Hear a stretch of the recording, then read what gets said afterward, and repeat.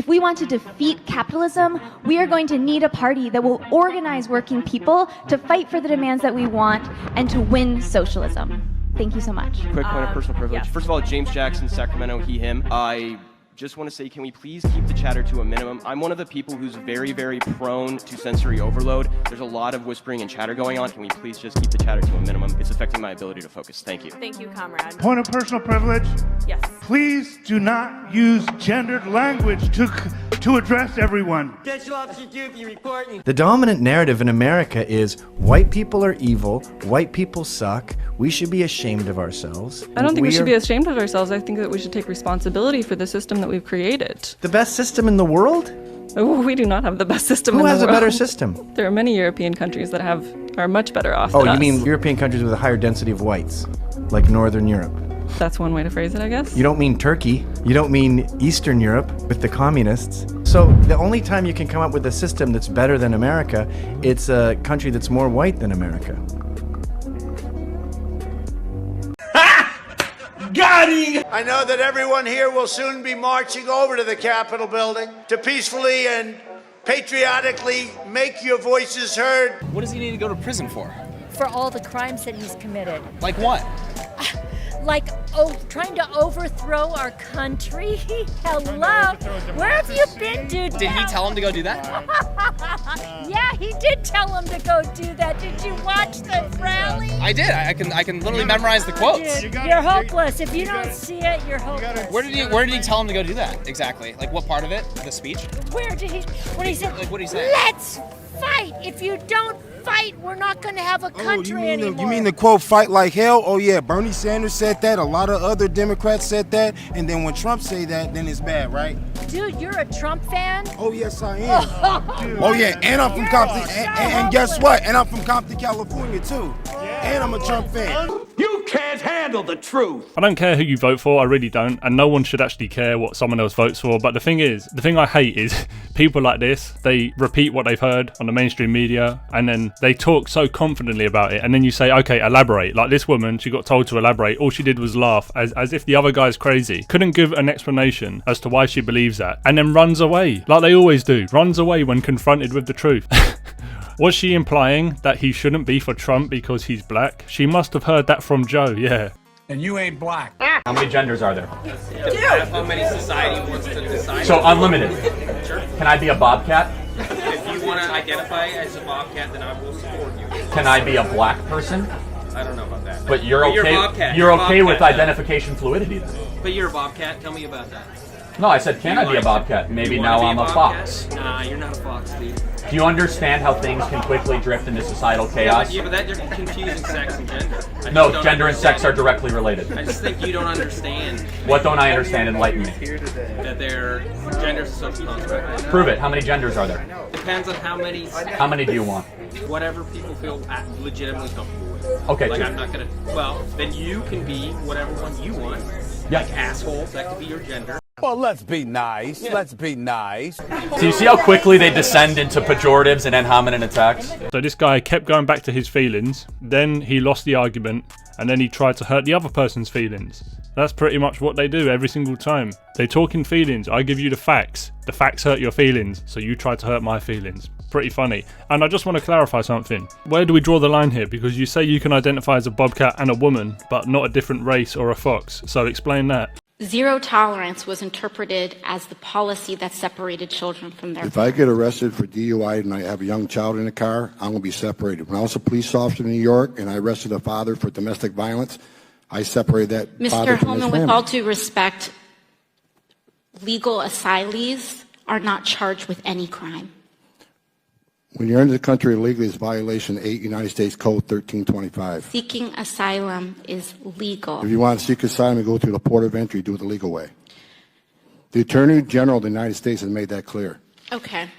Stupid bitch. Look at this bug. Hi. Pleasure to see you as well. Hey there, how you doing? Shaking your hand, bro. You're a piece of shit, man. Why is that, sir? Stop the entire country. You've been listening to Putin, have you? Putin? No. We definitely don't listen to your propaganda, eh? Getting called a straight white man. We're good.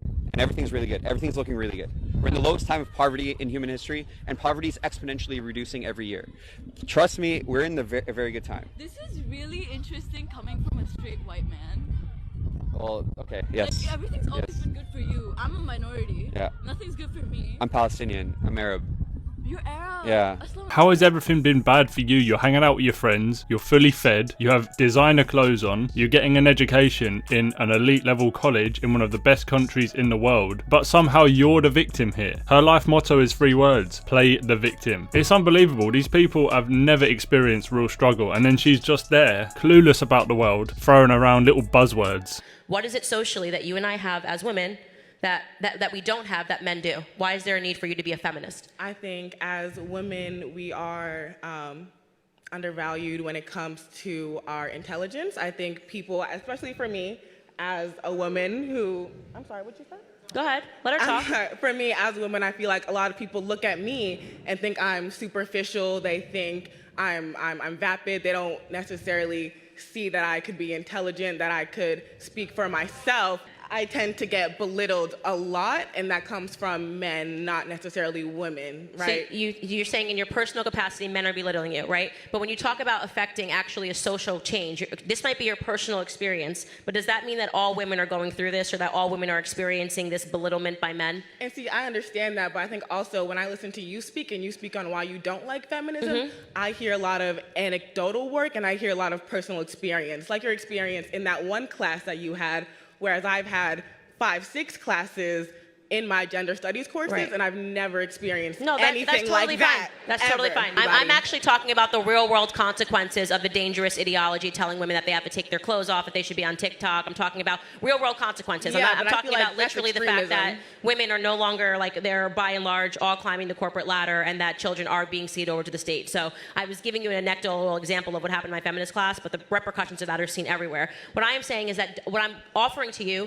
is not to feel like you have to give yourself an ism. Right? Don't feel like you have to put yourself in a box. Don't feel like you have to put yourself into some weird social constructs. I think that what you'll find with time is that it constrains you unnecessarily. I don't have a problem with the fact if you want to identify as a feminist and you think that there is some fight that needs to be ended. I would offer to you that there's never been a more remarkable time to be a woman in this society. By every statistic, we are doing better than men. That's a fact, right? Men have a higher, we are graduating at a higher rate than men. Men have higher suicide rates. That's why I said to you, despite how you're feeling, what are the real world implications that suggest to you that you are somehow beneath men? You might have a personal experience where a man we can talk about sexual assault everywhere, in the military, in the home.